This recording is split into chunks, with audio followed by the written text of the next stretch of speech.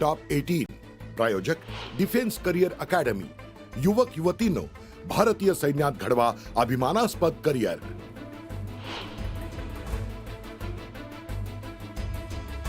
राज्यात गारपिटीची तर मुंबईत मुसळधारेची शक्यता, हवामान विभागाने वर्तवला अंदाज।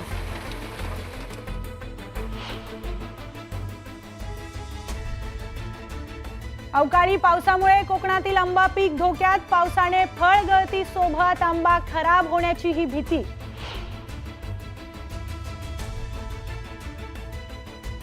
जळगावातल्या जामनेरमध्ये वादळी वाऱ्यासह जोरदार पावसाची हजेरी, गारपिटीमुळे केळी बागांचं मोठं नुकसान।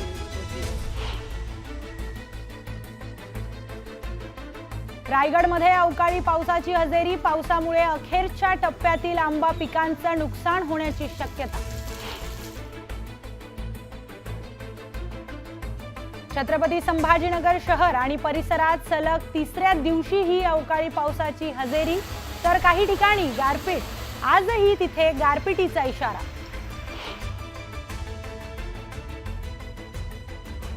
मुंबई आणि उपनगरात अवकाळी पावसामुळे डासांचा प्रादुर्भाव वाढण्याची शक्यता, डास निर्मूलन विशेष मोहीम हाती घेण्याचा पालिकेचा निर्णय।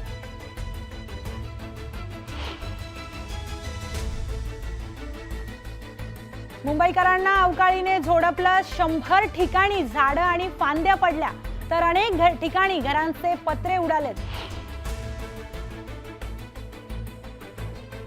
एल्फिस्टन पूल बाधितांच्या पुनर्विकासाबाबत रहिवाशांना काहीसा दिलासा, पुढील आठवड्यात नगर विकास विभागाकडून शासन निर्णय प्रसिद्ध होणार।